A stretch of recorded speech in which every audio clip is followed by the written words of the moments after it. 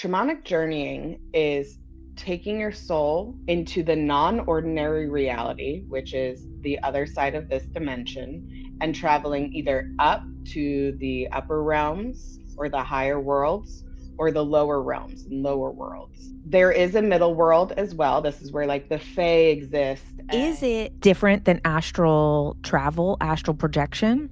Astral projection is basically like going to a bus stop at 2 a.m. trying to make friends. Was not what I was expecting. And I was like, oh my God. It was Jenn's child self stuck in an abyss somewhere that was trapped. Ultra minds, ultra minds, ultra minds, ultra JK, ultra. Ultra minds, ultra minds, ultra minds, ultra JK, ultra. Hello, everybody, and welcome to Ultra Minds. We are here with a very special guest today, Chelsea Maker, my best friend and ultimate confidant. But beyond that, she is a shaman, an artist, a teacher, a musician, and the list goes on and on. The most multifaceted person that I've ever met. So I'm so happy to be here with you today and be able to get to interview my best friend. Hi, Chels. Hi, thank you for having me. I am so beyond excited. I can't believe that you pulled a podcast out from conception to reality in about 24 hours. That was incredible. And I'm so excited to see the birth of this and to be a part. Yay. Beautiful. Yes. Where are we going today? What are we doing? Okay.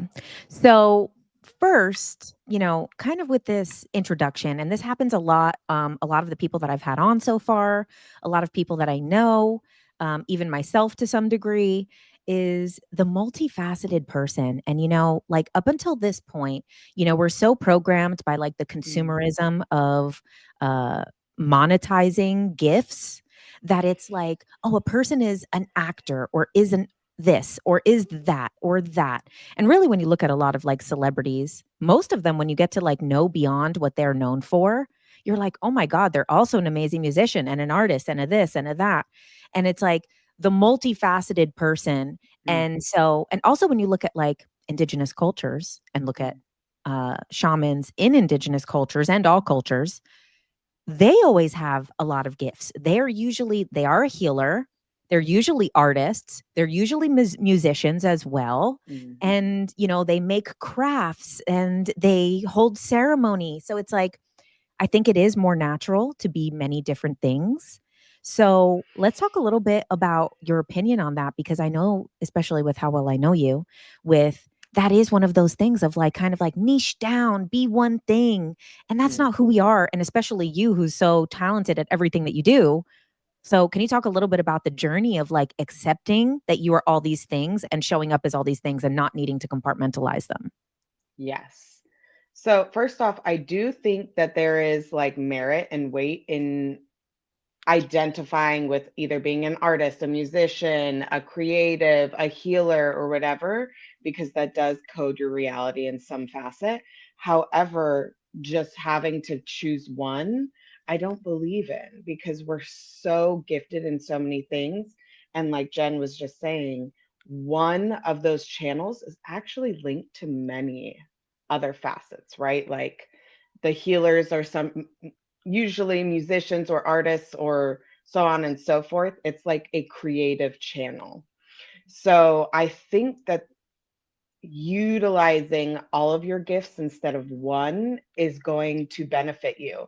And honestly, being a human and part of this experience is utilizing all of those things and identifying with all of those things and creating this unique package that is you.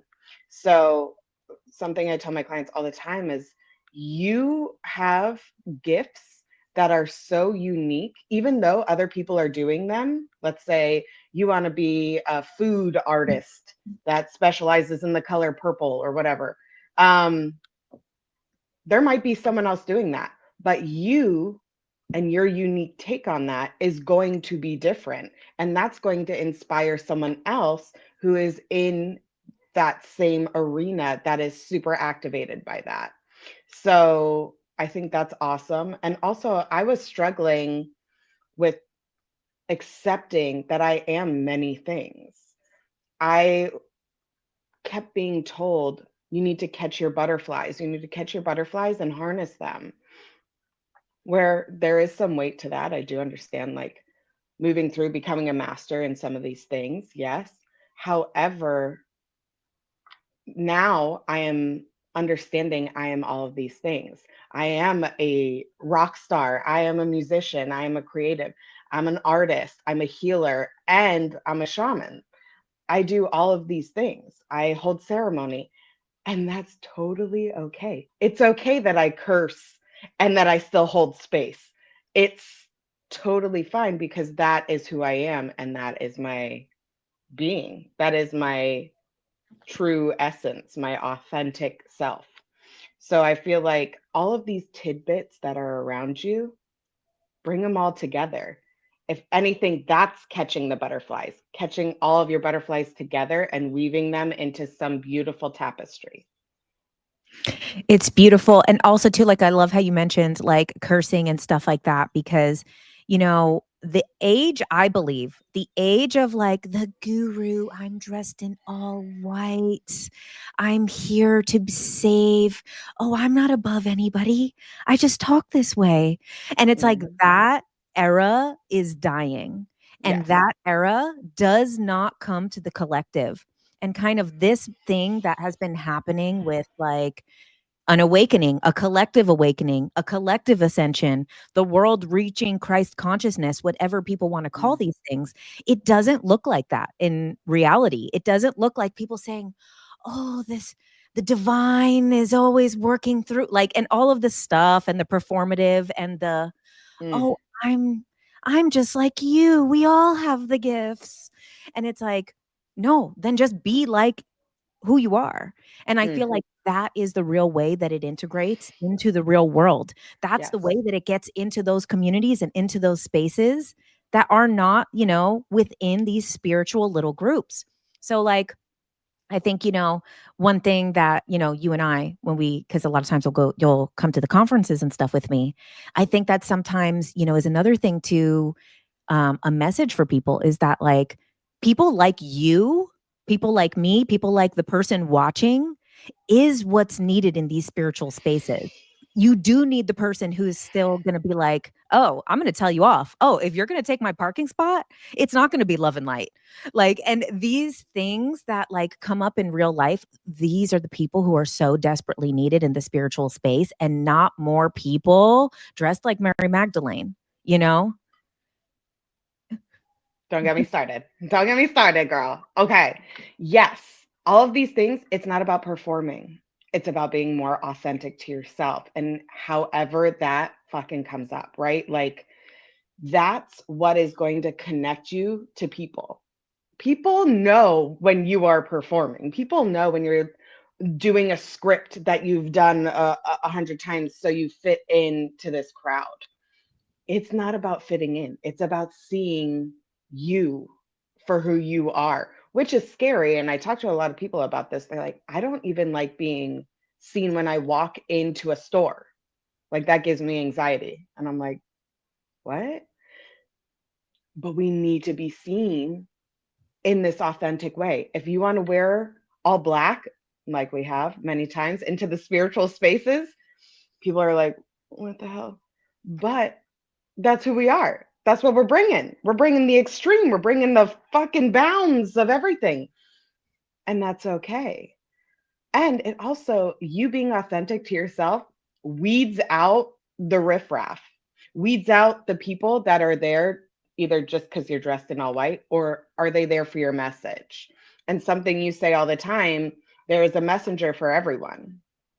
It may not be the same for every single person, but there is someone that has a message for you that will connect with you. Well, how do you describe that? I forget. I'm butchering how you say it, but Well, you're saying it amazing, but actually that came from one of my ayahuasca ceremonies, because mm, when I was in Peru, I was at Solterra, and it was amazing. And a few weeks earlier, Aubrey Marcus had gone there with like everybody, all the people that are like the whole Austin spiritual community of like everybody. And they all like did ceremony together, but then they there was clips of it. And when I had seen the clips before coming in, I was like, this was so crossing a line to film in the Maloka and to film a ceremony. And when I was actually in that same Maloka, in that same ceremony, weeks later, Mother Aya was like, do not judge the other messengers. You are not the receiver for them. But there are people who are meant to receive from them. So even though you might disagree with the way they say it, the way they do it, that they don't have the same path that you want to, or that you think is right, it's like there is a messenger for everybody, and there's those receivers. And, that's something that, when it comes to the authenticity, is something that I have to check myself with a lot because, and my friend said it so well. I was on the phone with her the other night, and she's like, well, Jen, your bullshit meter is so good because you've been living in LA for so long. And she's like, that's when you go into these spiritual spaces, you're used to the bullshit meter because you're in the city that people are being fake all the time. And the way that, being able to find authentic people in a city that is like, traditionally considered very fake. And I'm like, I don't think LA is fake. I got the coolest, realest friends ever. But then when I like kind of pull back and I'm like, well, I guess so. I'm always going through the filter of like, who's a phony, who's a fraud. So it's interesting that I probably have worked that muscle more than some other people who are not in these spaces of Hollywood, LA, Beverly Hills, and, all my previous work experience. And like, so I have to kind of check myself too, is that like, I find a lot of people to not be authentic and I find them to be performative, but then I'm like, okay, I am not their receiver. There's someone that is on a wavelength that needs to receive from this person who maybe is finding themselves, who maybe isn't fully in their authenticity yet. And they're resonating on a wavelength with someone else who's not fully in their authenticity, and I can't judge it. Well, this also goes back to like everything's a reflection, right? Everything's a mirror. And if they're in a different point in their life where they're mirroring someone else that has this message that will get them on the path to eventually maybe resonate with you, great. They did what they needed to do. And that's actually what's happening everywhere else. We're all mirrors. We're all just reflecting what's around us. So if you're here watching this, kudos. Got a good ass mirror. Damn. Okay, so let's come back to the shamanism. So this is an incredible gift that you have, and I think it's a very misunderstood word and gift. And I think a lot of times, even before meeting you, my idea of a shaman was something very different. Like I thought that it's like a medicine person in a tribe that holds plant medicine ceremonies and and what I didn't realize, and you'll be able to explain it a million times better, but what I didn't realize is that it's actually just people that are journeying in the astral, and they're basically like the space holders for The people. walkers between worlds, honey. Yes. Yes. Okay, so tell us a little bit about kind of the misconception around what shamanism is, and like that there is these different branches. There is like plant medicine, but then there's this whole other area that is completely the medicine is in other stuff. It's not in anything physical. So a shaman, regardless of plant medicine or not, is doing the deeper work, is taking your soul on a journey and receiving the healing and teaching that you need and bringing it back to this ordinary reality, is what we call this reality that we're in, where we can knock on things and feel things. This is the true essence of shamanism. Now, there's multiple doorways that a shaman can take. There's plant medicine, there is like ayahuasca, mushrooms, peyote, so on and so forth. There's breath work. There is like sweating and extreme heat or cold, the like vision quests of some sort. And then there is just channeling states. You could use a rattle, a drum, your own mind, chanting. And that's where I lie. My doorway is using my mind, is using my third eye and being able to take souls with me on a journey where I could see what's going on in their world and many worlds beyond. Not to say that plant medicine is an incredible tool, but that does not define shamanism. And unfortunately, it has encoded that. People think that shamans are just in a Shipibo tribe in the Amazon using ayahuasca. And that is true for those shamans, but that is just a sliver of what it is worldwide. But I also think that it's more accessible. If you don't want to take plant medicine, you don't have to be activated in this spiritual coding, if that makes sense. You can learn new ways to navigate these worlds without the assistance of psychedelics, which is kind of controversial, honestly, right now. People are like, no, that's what that is. So anyone can learn how to do this. Do I think some people are predisposed to this walk of life? Absolutely. Just like there are people that are born runners that can run a 3.5 minute mile, but there are other people that can learn how to run a 4 minute mile that were not born this way. So it's really, do you want to walk the path? And I'm trying to think what else. What else did we want to touch on around this? So, can you get into journeying a little bit? Because when I first met you and you had been using the word journeying, I kind of like didn't know what it meant. Like a lot of the words kind of like it wasn't like clicking in. Like I know what journeying is now, and we'll talk about the experience that I did with you. And, but we'll get into that after. But I want to kind of like lay the foundation of like journeying. Okay. So shamanic journeying is taking your soul into the non-ordinary reality, which is the other side of this dimension, and traveling either up to the upper realms or the higher worlds or the lower realms and lower worlds. Now, there is a middle world as well. This is where like the Fae exist and a lot of other beings that we actually share this world with. But I was taught to not spend that much time there because it's more dangerous because so many things are inhabiting it. Now, when we journey, we start at a power spot.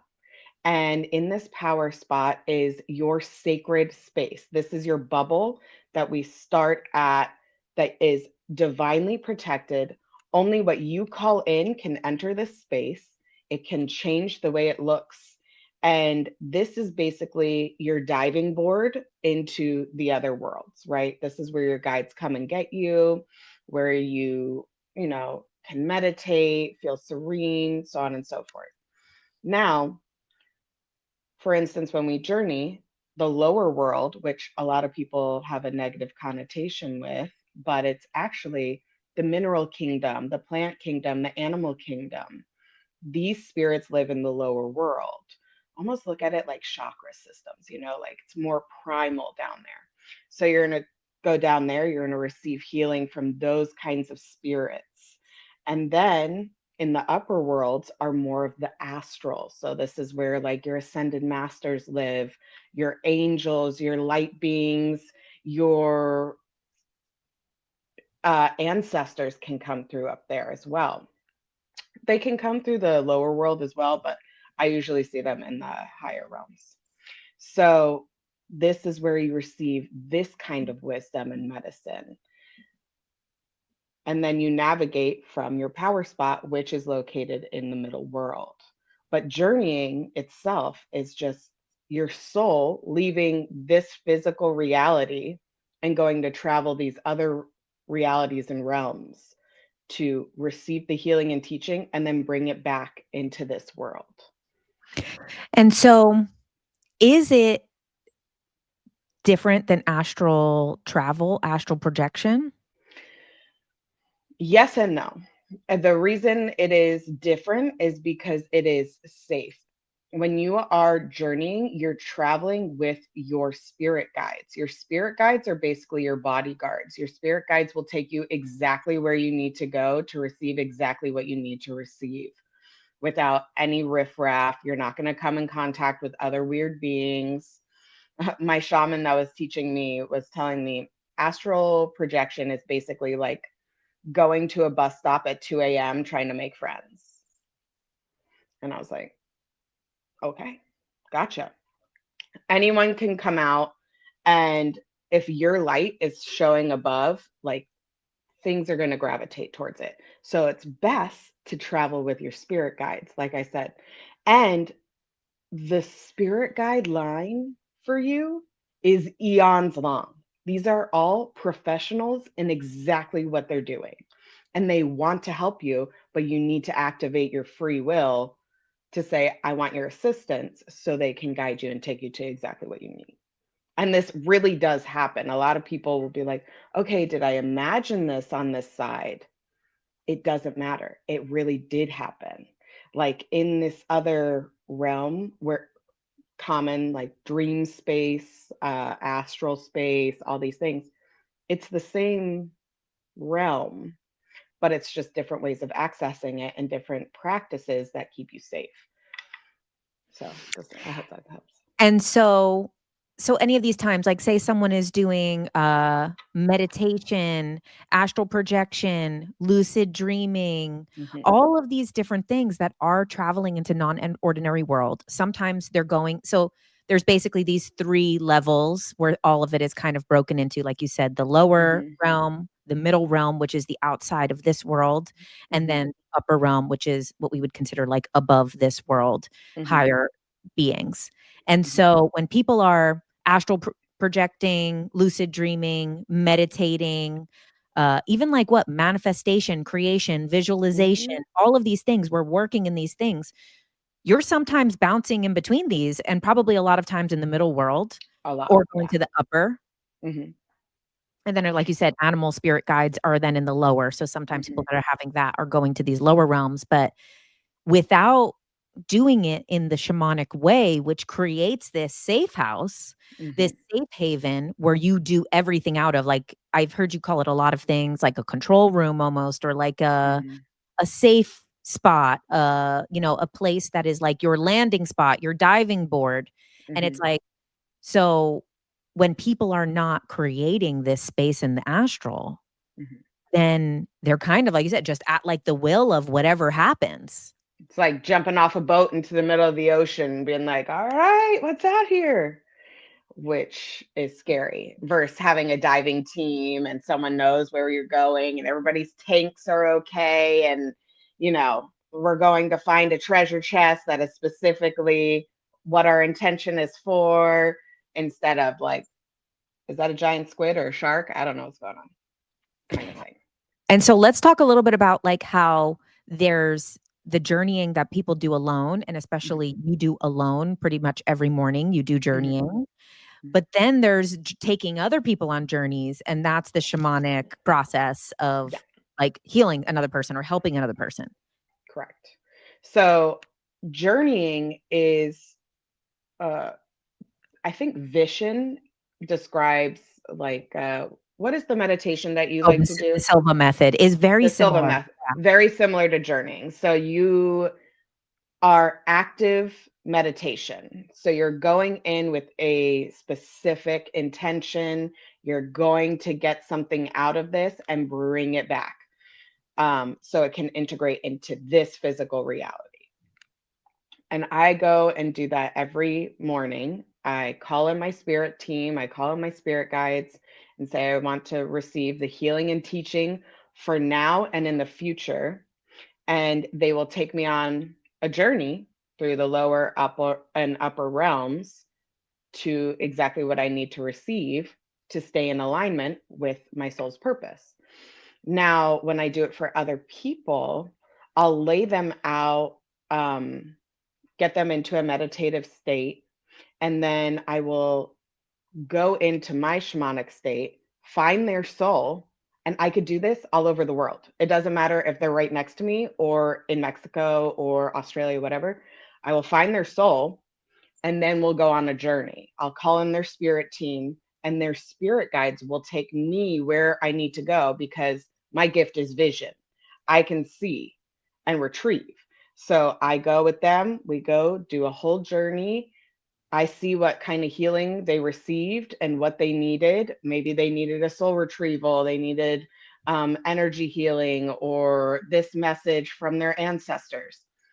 I come back. Now, I'm not channeling, I'm not actively saying this as it's happening. I'm just gone. I'm out of my body as well. When I come back, I get them out of their meditative state and I discuss what I saw. What's incredible, however, is the shared visions. And many of these people are not activated in the way I'm activated. My third eye is very large, but they can see similar things in the journey that I can see, maybe from a different perspective and from what makes sense to them. But that always takes me aback of like, whoa, like I know this is real, but this is a next level real. We saw the same thing, and this has happened 100 times now. And that's what's so incredible about doing it with other people is these realms exist and this stuff is actually real and potent. And the best way I like to describe like how it is real. So I want you to imagine like a lemon. I want you to imagine cutting a lemon into a slice. And I want you to imagine biting this lemon. Your glands are going to salivate. You're going to feel like it's sour. And that is the same thing. When you are receiving the healing in these other dimensions, it's actually happening to your body. And it's wild. And your soul and so on. So right. And that aligns. And there's so many things that are interesting. And we also have to talk about my experience with what you did, because the shared vision was so wild. I mean, so what happened with me, it was a journey. It was definitely a soul retrieval. And we could talk a little bit, explain what a soul retrieval is before we get into that. But was it other things? It felt like it was like more stuff happening. Like it felt like it was a lot.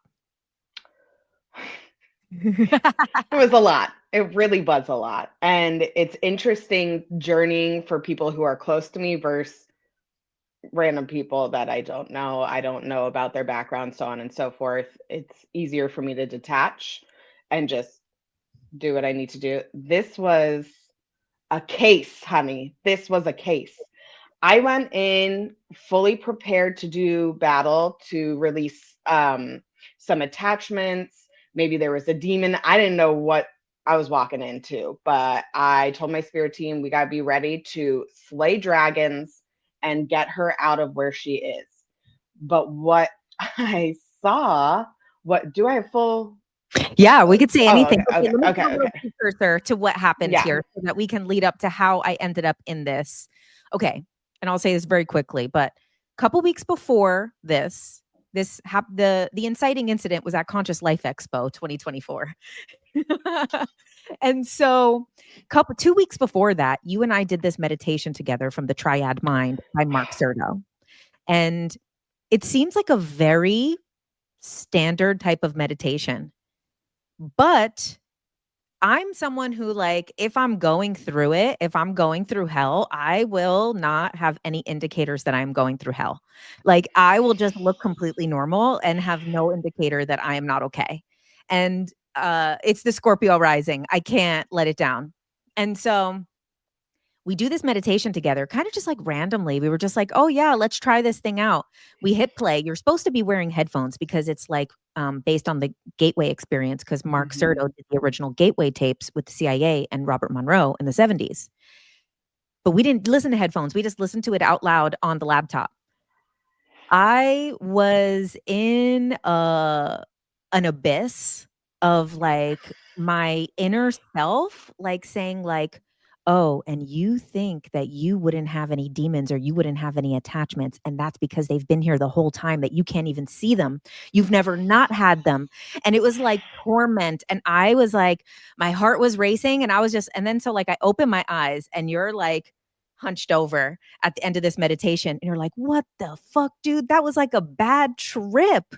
And I was like, oh my God, that's what I just experienced. And that's when I was like, oh, you with the shamanic gift that you had gone into my state because there was no reason for you to be in the bad trip. And it was kind of, you're like, what the hell was that? Where was I? And it was like, because you had like tapped into with your gift of vision, like found me in the astral, like getting tormented by like parts of myself. And so then we go to Conscious Life Expo. I always go way too hard, way too much. I go morning till night. I go beyond. I don't eat. I don't drink. I just stay in my extroversion vortex talking to everybody for freaking 15 hours a day. And then I was in the basement of Conscious Life Expo, which is called Down the Rabbit Hole. And there was this iridology booth, which is when they read your iris. And I'm like looking, I'm like, oh, that's interesting. And then she's like, oh, did you want to do a reading? I was like, oh, I don't know. I'm just waiting for my friend. And then I look and there's this kid who's like 17 years old with his mom. And she's like, oh, that's Noah. Noah has healer's eyes. I'm like, oh, hey, Noah, what's up? And like, I look at this kid's eyes and he's like as if I never, first of all, I never felt so exposed in my life. I felt like somebody walked in on me naked.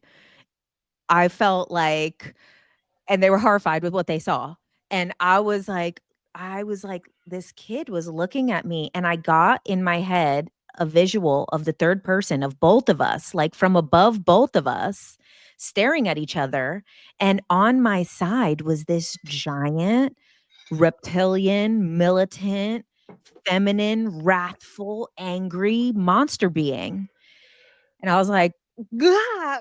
I like run over. I'm like, dude, we gotta get the fuck out of here. What the hell? We gotta go. And then I started to crumble. And then we went out to dinner with friends and all of this stuff. And it was like 30 years of my life started to like collapse on each other. And it was like all the timelines of all the people, of all the different selves. These were friends from my old life, people from my old job. Everything was like, I felt like my whole entire self was collapsing into one. And so I'm pretending to be fine. And like, totally not. I'm totally not present. I'm completely disassociated during this dinner. And then we start driving home and I have a complete meltdown. And I'm like, I was never loved. I have so much shame. And I was like, you know, I've always wanted, I didn't realize how badly I needed friends and to be liked because I feel unloved. And I was just like losing my mind, shaking, crying, and then you're like, don't worry. This is what I do. We got this. If there's a monster, if there's a demon, if there's an entity, if there's an attachment, don't worry. We got this. And I'm like, it's me. It's not an entity. It's me. And I'm like, literally, and this was 6 months after I did ayahuasca the first time. So it was like that layer that had been protecting me for over 30 years was now wiped away. Yes. So we then come to doing the shamanic healing that needed to be done on me. So now let's get into what you did to me and what happened and what you experienced. And then after I'll tell you about some of like the shared Yes. Okay, so I put her on a bed. I put some chakra weights on her. I get her into a meditative state.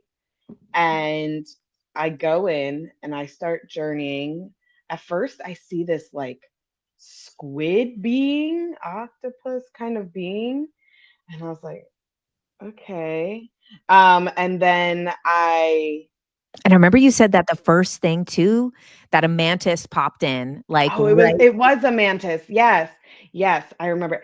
Mine is coming back in different fragments. First thing we saw was a mantis being, and they were like, we're here to work. And I was like, Okay. You called in But the team. You weren't even like in your meditative state yet. You were still like coming in, and I saw a mantis at the same time. And what's so crazy, the first thing when you said like to call in my team, I saw a mantis like in my face. And it was different though, because I remember when I asked you about how the mantis looked, you described this like majestic, colorful, like beautiful, mystical. And what I saw was a black abyss with just like you could barely see the mantis in this abyss. well, you were in a dark place, so you could barely see. That makes Right, sense. right. So this mantis being comes, we call in the rest of the team, and from what I can remember, I'm sure you can remember a lot more. But I remember going in with the team to find this demon that we needed to get rid of.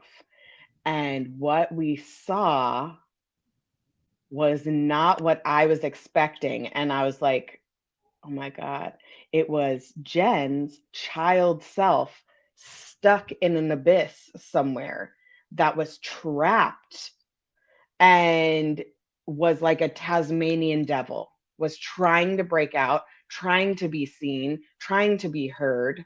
And we went in with battle armor. We were like, well, we're going to kill this thing. And then I was like, oh, we can't kill it. It's Jenn.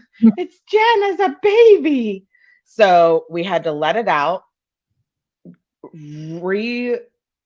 basically do a soul retrieval on it, pull all these parts back, and then integrate it back into Jenn, which was profound to see and feel. And afterwards, we were like,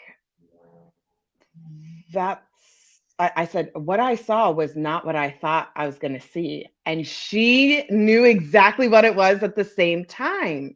She knew it was a younger part of herself that was trapped. And then everything like released off of this, which was really beautiful. What else do you remember? That to me was the most aggressive memory. Right. So right when you started, and then you got me ready, and I didn't know what to expect, because even though we're so close, we'd never done this together. And Mm-mm. like I know what you do, but I never like had been at the receiving end of it. And so I didn't know what to expect. And then you're like, okay, you go and sit down, and you're like, I'll find you on the other side. And then it goes quiet, and you're sitting over on the couch. And right before you even said, I'll find you on the other side, that's when I saw the mantis, but it was like in the dark. Like I could see like the shadows of it but I couldn't fully see it, but I knew that it was there. I think you also said grays came in, which Mm-hmm. grays always come in for me every time that I've done any type of like shamanic, because you've done more guided journeys, which you do as well, which Mm-hmm. are the group journeying. And the group journeying that I've done with you, mantis, gray, and angel, those three always come through in everything. And sometimes a blue being comes in. Mm-hmm. And Mm-hmm. so um, the mantis came in, it was in the abyss. And then I was in a white quarantined padded room, and it was myself at like around like 2 years old. And it was a demon. It was uh like a monster, and it was just so like vicious and angry and wrathful, bouncing off the walls like Tasmanian devil. Mm-hmm. And then, and what was interesting is I know when you saw it versus when I saw it. I went there the first place, and I started crying, but I was being silent because that's how I am, of course. And so I was like like but then about 10 minutes later, then I heard you start crying. And I was like, and I knew when I heard you start crying, I was like, oh, she's in that quarantined room. I knew that that's when you got there. And but then this child, we took it out of the room. And it was so interesting because when you were talking back about the things that you saw, we saw these really parallel things, but I saw them in a void, in an abyss, in like a basement.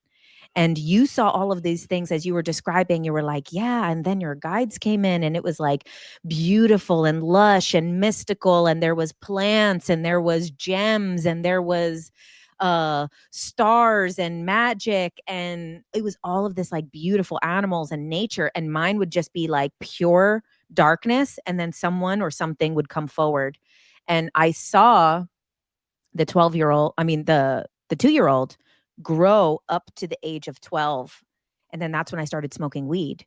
And that's when it became subdued, and it had to become more clever, and it had to come out in different ways, but it was like angry, wrathful, getting worse and worse. And then at 12 it like became like this numb version, and then it was like the mantis, these beings were there, but I was also just like in this abyss, like being shown things. And it was so visual too. Like it was crazy. Like it was so visual. And then like it brought my father forward. And then this thing just like around like 14 years old just like loses it, gets like worse than ever. And it brought forward like different people that I had dated in my life. It brought forward like old best friends. And it was like kept telling me like each one of these has like the same wound as you. This is a reflection. This is the same wound that you have. And they caught a little bit of your handling of the wound, and you caught a little bit of their handling of the wound, and you guys like did this with, and it was showing, bringing all of these things forward. And it's crazy because then, you know, that's then I hear you start crying, and then you said that you saw that 2-year-old self in there. And I remember you saying that you were like asking like your guides like, well, what do we do? Like, how do we deal with this? And I remember you saying that the 2-year-old self was like please don't like get rid of me, don't Hurt me. banish me. Yeah. Yeah. Like and it was like I'm so scared. And it's like that reminded me of like, not in a lot of teachings, but sometimes it comes up in like hypnosis, it comes up in Dr. Michael Newton's work, it comes up in Dolores Cannon's work, that like if there's a part of, or a soul, but I can imagine also a part of a soul that is so like far gone that it will not find its way back, it gets reabsorbed into the one, and it loses its individuality. It kind of becomes part of the collective energy again and will be recycled, but it kind of is like in an abyss and lost until it's fully like merged back and reused in some other form.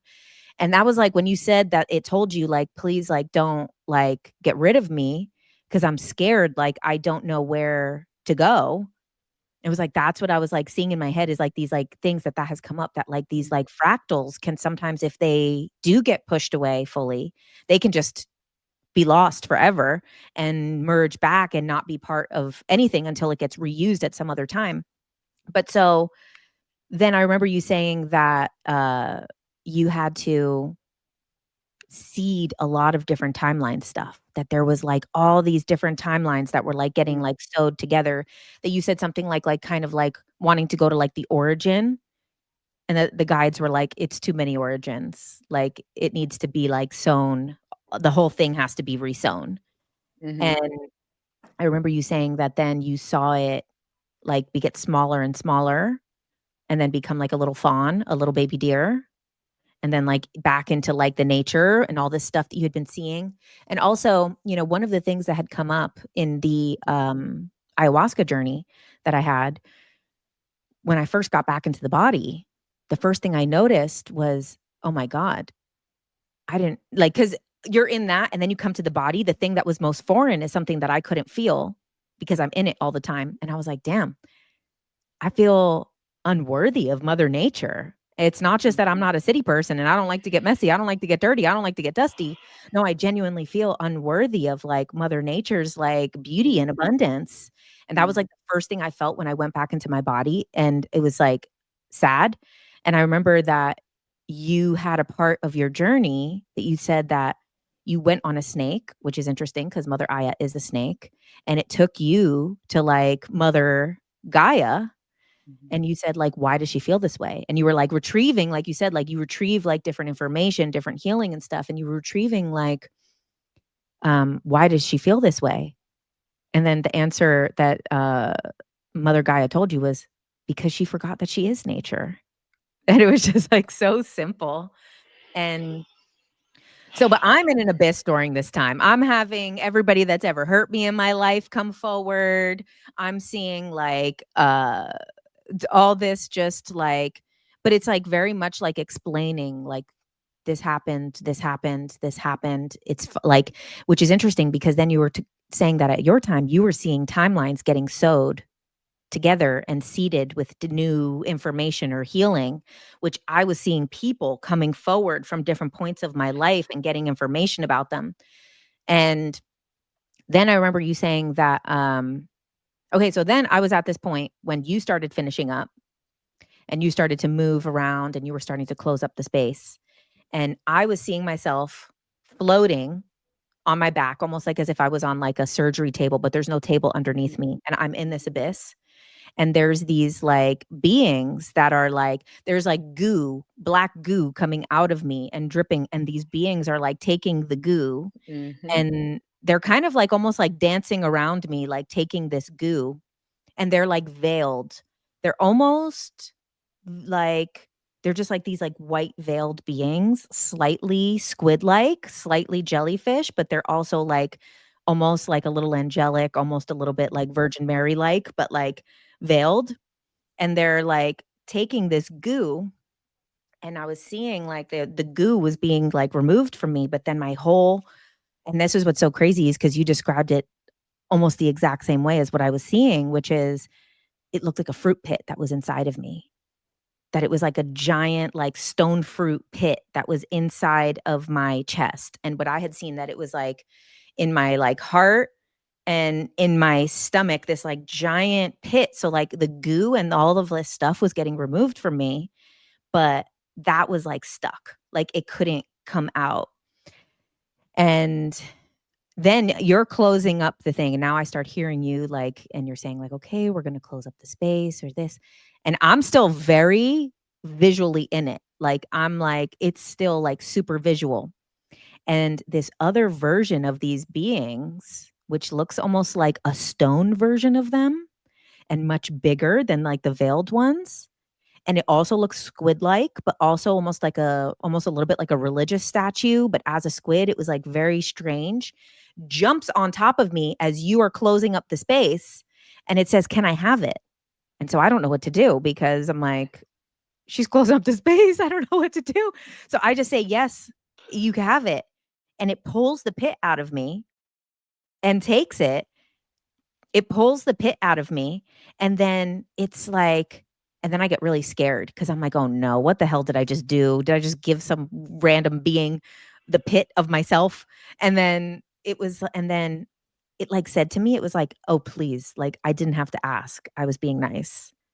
And then you so then I don't say anything. You're like, "I'm gonna tell you what I saw, and I'm gonna go through everything that happened, and then you can tell me what you saw after." And the first thing you said, "That was really strange. As I was closing up the space, something jumped in at the end." And you said that you were like, it was like an octopus or something that jumped in at the end. And it was so crazy because at that time that you kind of shoot it away was, and what I've come to learn from that, because even when I was driving home that night, which I felt there was no substance of anything involved, I felt high as hell after it. Absolutely. Yeah. I felt high as hell driving home. I was like, oh my God. And I got like the download that this like octopus type being is almost like a bottom feeder and that it's not like bad, but somebody has to eat Yeah. the dark energy. Somebody has to eat the pain. Somebody has to eat it the same way a cockroach and a fly are going to eat dog shit, the same way that a shrimp is going to eat the shit at the bottom of the ocean. It also is as above, so below. So in the astral, there are beings that have to eat this and that it's not a negative thing. From our perspective, it would look negative, but something has to eat it. And that's like, I was getting that like downloaded. I was driving home that like these like kind of octopus squid-like beings, that's what they do sometimes. So sometimes they will take the wounds. Sometimes they will take like the sickness or pain or suffering and feed it, they feed on it. And then they can like part of the ecosystem, like everything else that happens. So yeah, that was the things that I remember from it. And it also took me like, I thought that but it was also very deep. Like this is probably very different than what a lot of people would experience in a session because of where I was at, was such a dark place. But it took me, the integration was not quick. It wasn't like a Reiki session where it's like, oh, great, I feel completely tuned up after. Like, I felt good, but to allow that child self back in took time for it to get into my life again. Like, when I came back, I was like, okay, I need to do some things for it. I watched Barney. I was like, I'm gonna watch Barney. I'm gonna watch a couple of like things that I watched as a kid when I was that age, and like allow it to integrate. It takes time for integration to happen, period. A way that you've described it before is like a facelift takes a year for it to heal. So if you're going through a full soul retrieval where we're sewing up timelines that have been ripped through and fucked up, uh, it's gonna take some time to heal, just like your physical body takes time to heal. Now, are there other things that can help the speed along the healing process? Sure. Yeah. Okay. But it is going to take time to integrate. And if it is a deeper wound, like we were doing, this was at the pit of your soul. Yeah, it's going to take some time to heal up. And So can you that's all explain like what a soul retrieval is? Like, we kind of have absolutely. like explained it in the story of it, but like, what is it? A soul retrieval is gathering soul loss or soul fragments. And soul loss doesn't mean that it is completely gone from you. A lot of people are like, oh my God, that means like I'm incomplete or I'm not whole. It's not so much that, it's that it has been left as debris along your timeline from trauma. So when you go back to retrieve these things, you're pulling it back into your body. You will feel more whole, of course, but it's not that you're an incomplete being because that creates more suffering, more soul loss. It's just that you are gathering your parts back, all of the fractals that have fractaled off, coming back into one gem, if that makes sense. And so it's interesting, it's a topic I talk about a lot with a lot of different things, because it's like a lot of these things are parallel in other things. Like, for example, parts work in psychology Mm-hmm. is the same thing type of as soul retrieval, but it's done in a different form. Whereas Totally. like, same thing, inner child work is another form of parts work, is another form of soul retrieval. Um, Yeah. Even too, like something like a split personality disorder is like a very extreme version of a soul retrieval, or a soul retrieval is needed. That's the soul fragmentation, the soul loss. Mm-hmm. A lot of times I'll describe it as almost, it's like you say, it's debris across the timeline.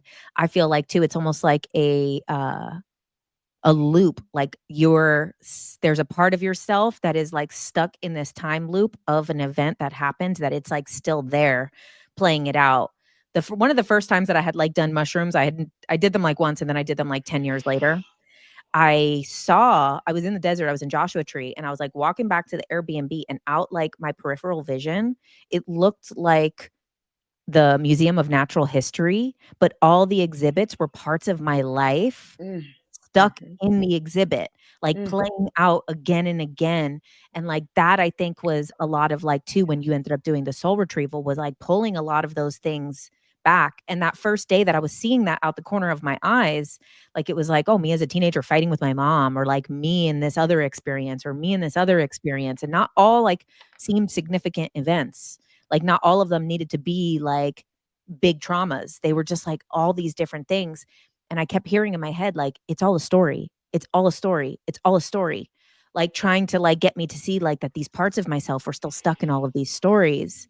And so, you know, also you talking about it being like a gem, that came up in last week's episode with Cara Elizabeth. She was talking about Mm. like the gem as part of the parts of the self, which is really interesting. And even Dolores Cannon, in one of her books talks about like seeing the soul almost like a diamond that has these different facets on it, and that each of these facets have like completely different experiences, maybe even different lives that they're living. Sometimes it's within one person, but then also sometimes it's within their different lives or their different lifetimes. This is something in shamanism that's talked about is called your access point, and you can find it in your aura. Basically, it's how you perceive the world around you, and it's in one of those facets, right? That is in your aura field. And they say, or they explain that like schizophrenia and so on and so forth means their access point is no longer like a hole that you could see through. It's an open field.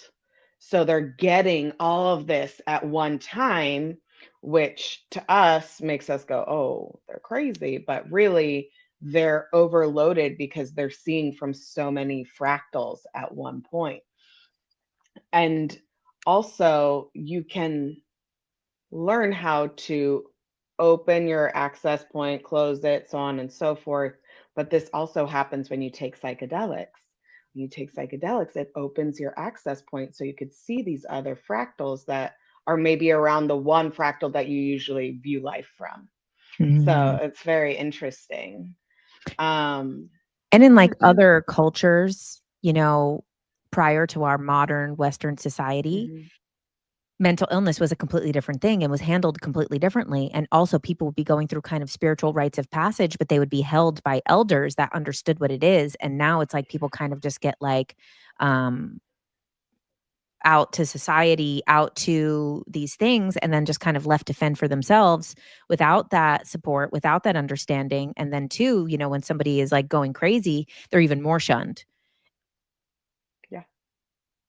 It's a wild time right now, especially in that arena. But And so you said also you could do Mhm. these remotely and everything. So Mhm. I know that right now your sessions that you're offering are only remotely, Mhm. right? Yeah. Yeah, I would love to eventually have a space or do some sort of retreat or something where everyone could have a one-on-one in the physical. But right now, my guides have said you need to open remotely because you could do the work remotely and you could help way more people in this arena than doing one-on-one in a physical space. Right. I feel the same for Okay. the hypnosis as well. You know, it wasn't initially intended to be done remotely, but I love actually doing it remotely because the person's already home, they're already safe, they're already in their bed. Like, not to say, because I mean, obviously people drive home from QHHT sessions all the time in the world. But, you know, kind of after going home after the journey that we did, like I could see the benefit of already being in your space, 100%. already being in your bed. You already have your food to eat after. You ground yourself back into the body. You can go to sleep. You can cry. You could pray. You could do whatever you need to do. Yes. So I'll link it below the your website where people can book. So your personal story is we'll end on that, which is super interesting because so, you know, with you, I know that your gifts started to come on as a teenager around like 14, 15 years old. And that's when the mediumship started to come through. So before we get into like your personal story, I do want to like comment on that because I think sometimes like as people's gifts start coming on, they have this really scary process where they're like, oh my God, I'm having memories that aren't mine, or I'm going into a store and a dad is talking to me and it's not my dad, but he's showing me stuff. And who is this guy? And it's like, or going into touching an item and then all of a sudden being like, and then I got super lightheaded and I had all these emotions and I don't know what this is. And so there's kind of like, and I know a lot of people who have had kind of, it's almost like an accidental mediumship that starts coming through. So Hmm. can you talk a little bit about like kind of those early stages and then we'll get into kind of how then it turned into shamanism because that's also an incredible story. Yes, absolutely. So I feel like it is something that is very natural to, although we code it as supernatural, this is all very natural. We can navigate between these worlds. And a lot more people can do it, but shut it off, right? because of our society, so on and so forth. But there are lots of gateways to receiving this information, and a lot of people categorize it as like the clairs or whatever. But if you pay attention to the subtle shifts in your reality, you'll be able to tap into a lot more that is uh, what meets the eye, right? So when I was 15, I was feeling this. I mean, before this, I had already been talking to ghosts, seeing things, feeling things that were out there, people coming to talk to me, tell me their deepest secrets and all these things when I was a child, and adults are doing this. So I always knew something was going on. But when I was around 14 or 15, I really started seeing visions of people, and they weren't great visions. It wasn't awesome. It was like kind of scary, to be honest. I was having people's ancestors come and talk to me, telling me to relay a message.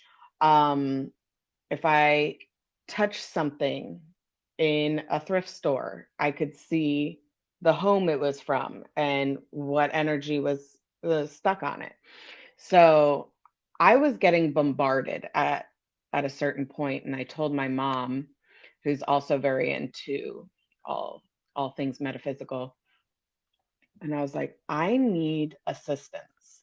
Like, I think I have a gift of some sort, and I need to learn how to harness it because I can't sleep. I'm having nightmares. I'm seeing too much.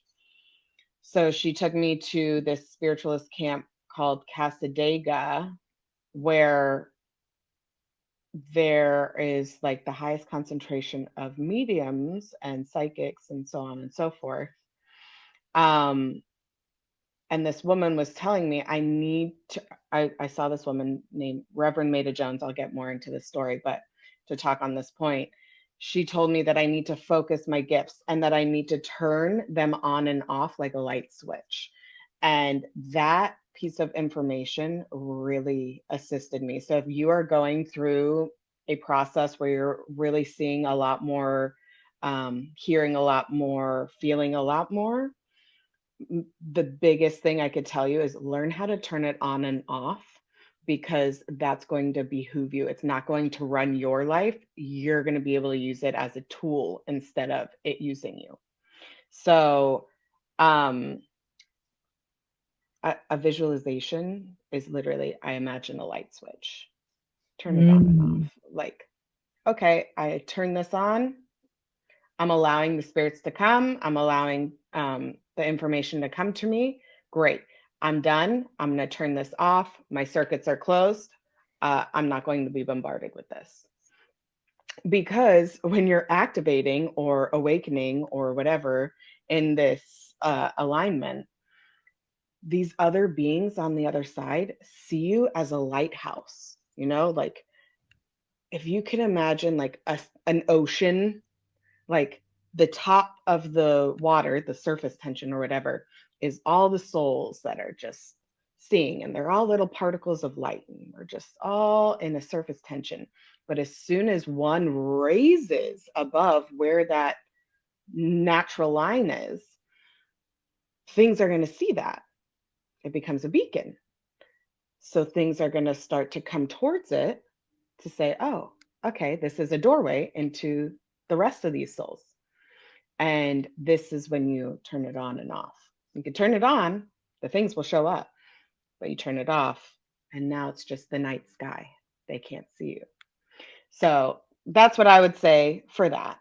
But my story, I'll go back to that, is my mother, thank God, took me to Casadega, Florida.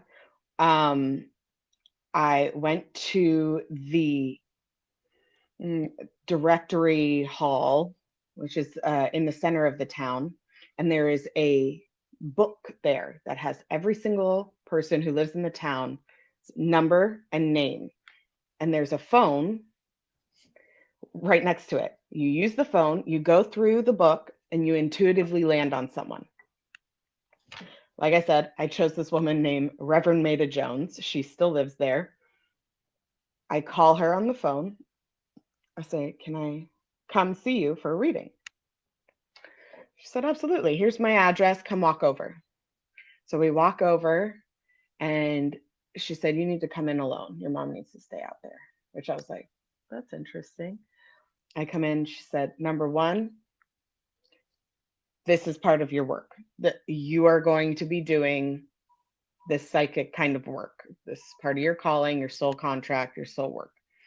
She said, however, I need you to pick 3 things to focus on because your light is shining too obtusely. It's casting a wide net, and that's going to make you frazzled. So you need to kind of hone on. It's not that you're going to be doing those 3 things forever, but it is going to help you navigate moving forward. So I chose chakras, I chose energy healing, and I chose mediumship. And then learned my light switch and started just voraciously reading anything I could. I bought a tarot deck as well, which she told me not to, actually. She's like, that's not for you right now. And I was like, okay. But then I started just learning everything about chakras. What are they linked to? How do they navigate in the body?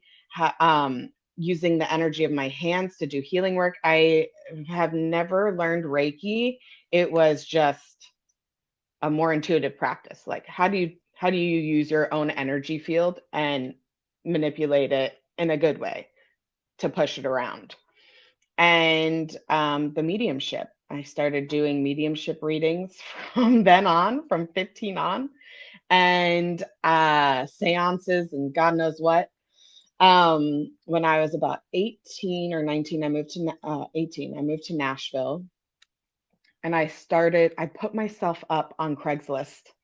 I said, hey, I'm a psychic. Let me know if you want me to come over. What the fuck?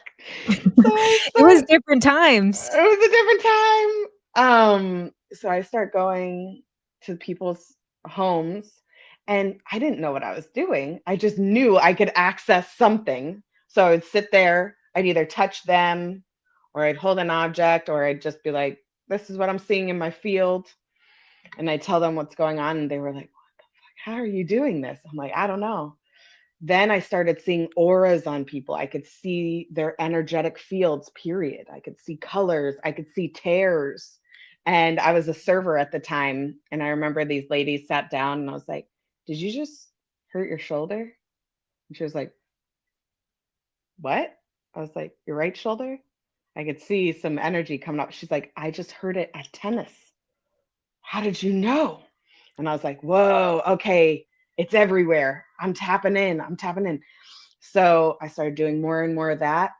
But then one day it backfired because I didn't have my tenets yet. I didn't have my parameters of how to use this magic yet. These women came in. I'm telling them I could see auras. I was bartending. I was like, woo, yeah. Also, I was talking to this woman's dead husband. I'm telling her this, that, and the other thing. So she's like, what else can you do? I'm like, I could see auras on people. It's so cool. She's like, what's mine? I tell her hers. And her friend next to her is like, what's mine? And I was like, huh, it's a color I've never seen before. It's gray. How odd.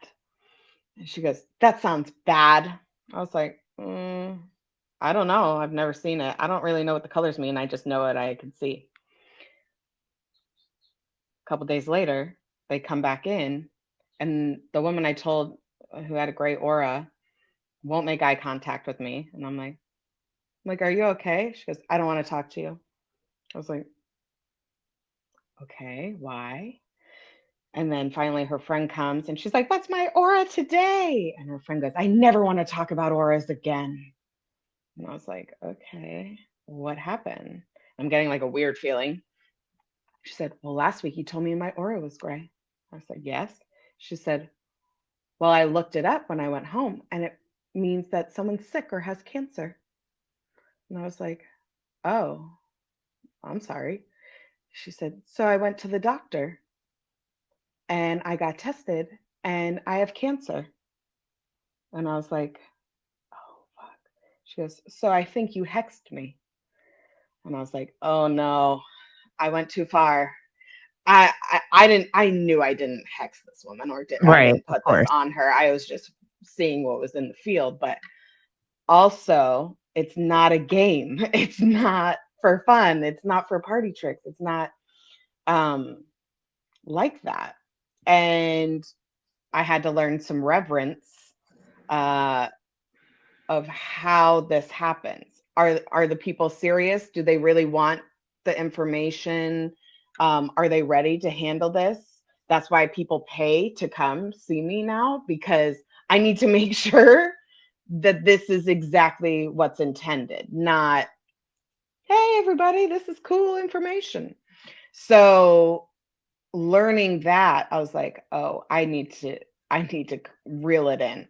So that upset me deeply. I didn't know what was going on. I was like, oh, I hope I'm not using this for bad. Like, I know I have gifts, but I never want to hurt someone's feelings or make them feel like I did something, or so on and so forth. And at this at this time also, my roommate tried to perform an exorcism on me, and I was like, this is getting out of hand.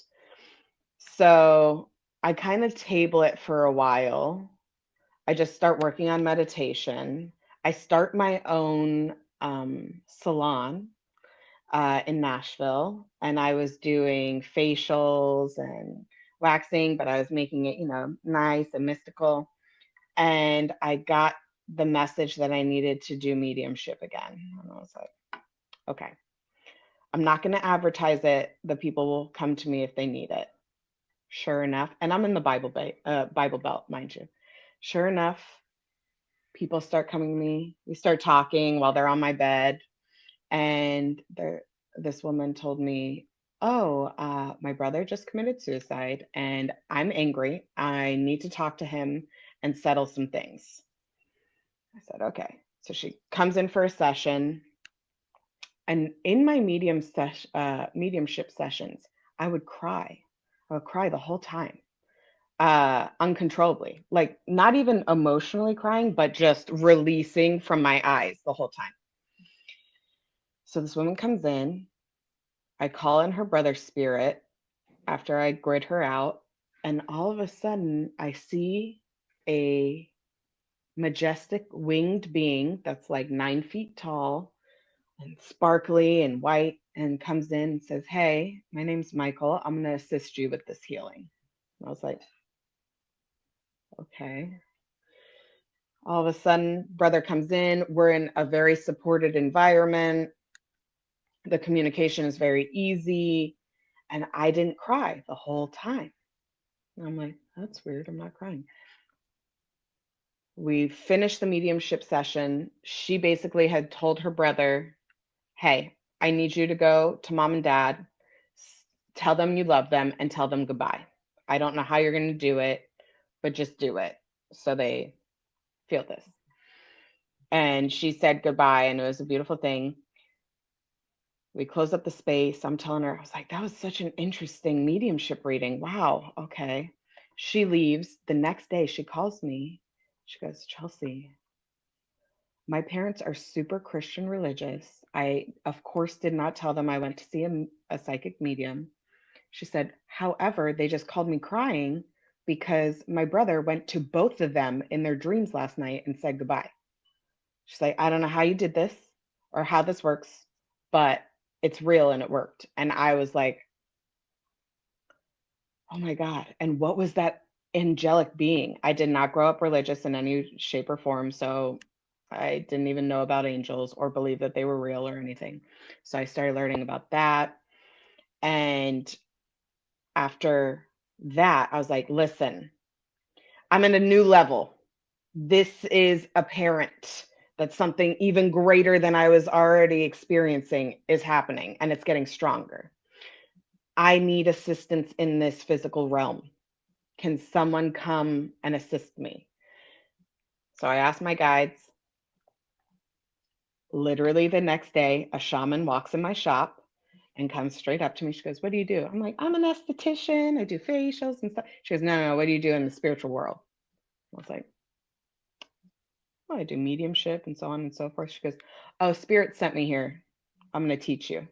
I do shamanic healing. And I was like, I said, I literally asked for guidance yesterday. She goes, yeah, I know. That's why I'm here. And I was like, okay. She said, give me a facial once a month and I'll teach you everything I know about shamanism. And this woman did exactly that. For almost 2 years of my life, I would go there every weekend. I would sit on a fucking real jaguar pelt. Her family was like safari people. She was incredible. She was crazy, amazing, but and had things that you shouldn't have, but it's fine. So I would sit on a literal jaguar pelt and journey with the spirit of the jaguar. I learned how to use my shamanic gifts, how to navigate, and that was the start of my journey there. And that was how I said, okay, this is how I'm going to do this work moving forward and nothing else. Because I had to close so many portals from doing the mediumship because I was just punching through the ether and inviting so many other beings into these wormholes I had created that needed to seek to exist. So I learned a safe way to navigate and to use all of my gifts in one, and I've never gone back to anything else. And I'm so grateful. So that's my story.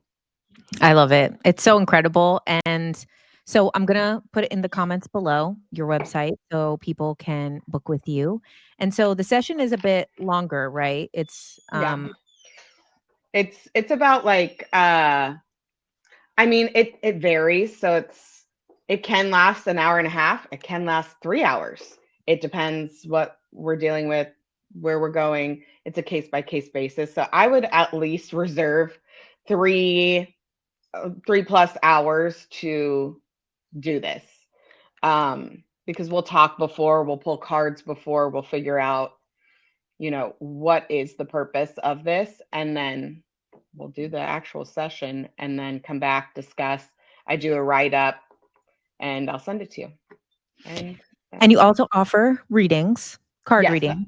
Yeah, I also just do tarot readings if you're looking for a light way to navigate whatever you're dealing with right now. I would recommend doing a tarot reading. We could still go in and see what's going on and get to the bottom of a lot of things. But yeah, if you need a deeper experience or to be activated or XYZ, it will call to you and you'll know, just like ayahuasca calls to you and you'll find me. And also then, one of the things that you offer, I don't think you have any coming up super quick, but you do offer so to like follow you on Instagram and to keep on top of that, because you also do then group journeying. Yes. Where you'll then guide people through on Zoom, a group of people, and guide them through a journey. And then everybody kind of, or whoever wants to, then kind of shares their like collective healing, what came up, bringing them to the different realms. You also do some stuff with healing on the hologram. I've done that class with you before, which is great too. It's like allowing your guides, your team to assist in helping you. And then also too, something that, maybe someone will email you about, because I know then you also might do journeying type of stuff like that, but one-on-one, and kind of guiding people through journeying, creating their power spot, things like that. And that could be something a little bit lighter, ongoing, to kind of teach them how to do this work regularly for themselves. Yes, that'd be more of like almost coaching. It's like shamanic coaching. Yes. So I'll put your website below in the comments. I saw you had cards in front of you. Do you want to pull one to close us out? Yeah, let's do it. All right. What do we need for this collective here, folks? Oh. Integration. The last card of the deck, the higher self. Integration into consciousness. Let me read it to you. And so this is actually your deck that you created. Yeah. Yeah, so this is your deck. It's not available yet, but it's your own drawings, your own intuitive guidance channeled into these cards, and nice. And I love your deck. Thank you. I love it. I'm so glad you like it. And it will be available soon. I believe in divine timing, and I've tried to push it through several times, and it is not time yet, but it will come through at the right time. But let me read this to you. Integration is the most important part of healing. Without rest, there is no processing the therapeutics. Yogis say dead man's pose is the most important pose in your yoga sequence because it allows the body to digest the information. So everything you do, you need that divine rest period for everything to integrate and come back in. And a lot of times we feel guilty about taking rest, especially after some big shift, but it's needed right now. Let all of this integrate, y'all. You're being called into higher realms. That's for sure. And I beautiful. love you. I love you. You're my favorite. And You're it was my favorite. because that's what came up in when we were talking about my journey, is that, I kind of wanted, like most people do, want to just immediately be okay after healing, after something like it's just a button that has been pushed, but it's like something that is so deep, something that is going back to me being a toddler and has been with me throughout all of these things. And then these deep wounds, they compound like interest in a bank, right? Like, because then it's like this compounding interest because the wounds that you originally had leads you into another situation to be wounded again, leads you to people who then re-wound you in that same way. You play it out again and again and again. And then each time you get the confirmation more and more like, I really am not worthy. I really am not lovable. This isn't going to happen for me. And it compounds over time. So I think that's one of the things that I don't see people talk enough about with the inner child work or with soul retrieval stuff or with parts work, is that going to the origin is beautiful, but then also like the integration is needed because this compounded wound that has happened over the years, because all the situations we end up in because of that wound. Yes. Give yourself some space and grace, honey. And honestly, you resting was so difficult. I literally saw you sick as a dog one time. You're like, I must keep going. I was like, can you lay down and drink some soup? Please. That was after I was, it took me a couple months after it took me months after that journey, which I don't think most people are going to experience. Mine was super like, Yours was severe as hell. yeah, mine was severe. Most people are not going to have that type of hard integration like I did. I think that they're going to have a much more uplifting integration. What I needed was that shadow work. I needed to be in that abyss. But it was a couple months after that, I was then getting sick, and I was still like, things were still like purging out, and I was like feeling all the things that I hadn't felt for over 30 years. And I'm like, you're like, lay down. I'm like, I can't hear out of one ear. I'm like, I got these ear candles. Do you think you could light this on Will fire? this do it? You could light this on fire and stick it in my ear. Like, yeah, I guess we could do that too, but also you just need to lay down. So what, in any way I could get you to lay down, let's do that. Yeah, literally. But yeah, it really won't. I think also you were primed by the ayahuasca. The stuff that was so tamped down was lifted, so then we could go in and do that work. right. And you had sealed the lid on it for so long. So I do think that was also part of why it was so aggressive and intense. Right. But And then really fast great. forward to, since then, it's like I'm a completely different person. And I'm so grateful for like everything that has happened, that has changed, this like new depth that I've been able to then now meet myself, going all the way down to the abyss. Mhm. Now it's like everything has changed. My compassion for other people has changed. My understanding of the world has changed. My message has evolved. My perspective has evolved. So it's like all of these things, like being afraid of like the dark, basically. It's Mhm. like but then you have nothing to be afraid of ever again. Yes. Yes. I think we shared the meme of like me with my demons like finally integrated or whatever. And it's like a little girl and all the demons are hyping her up. You're like, yay, everything's fine in the light. So it is. It's just shadow work. It's not that horrible. And it's To be honest, beautiful to once go you move through through. it. And Yeah. you really then appreciate darkness and wounds and things in other people even more. And it like opens you up to a whole new field of people too. Mm. Like people that maybe you were not able to see, because it's a lot of people that are in the spiritual spaces, like they're running away from people's darkness. Oh, that person has darkness. Oh, that person has been through some shit. That person has done some shit. And it's like they're afraid to look at that because they can't look at it in themselves. And it's like, and I think, what's beautiful about what you do is you do go into those depths. I mean, sometimes you do this work and it's like this beautiful, wonderful, high vibe stuff. Sometimes you are Totally. going into their depths. And I think that too, it like really, it gives you like a richer experience in life to be able to go to those depths. Yes. Yes. Okay. Well, I love you so much. And I'm going to put your stuff below. Anyone who's interested in booking, also they can email you if they have questions about like maybe they want to try more like one-on-one journeying coaching type of stuff and build through that way. Or maybe they want to do a soul retrieval, or maybe just talk and figure out what they need to do. Because that's the other side of it too, is that, you have also this intuitive gift to know kind of that it's not a one size fits all for everybody, so that there might be some tailoring of like the way to go through it with someone. Yes. Okay. Well, this will be out on Thursday. So I love you. Thank you. I love you. Thank you. And I'll see you. Well, I'll call you after this. I love you. Bye. Thanks for listening to Ultra Minds with JK Ultra, where every Thursday we come out with a new interview interviewing some of the greatest minds in spirituality, consciousness, aliens, conspiracies, astrology, and so much more.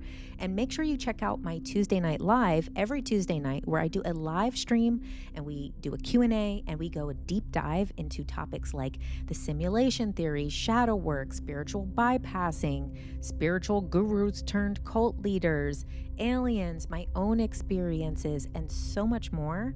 So make sure you subscribe, put on notifications, and if you would like to support my work, you can also become a subscriber to my Substack, which is $11 a month at jennifercarmody.substack.com.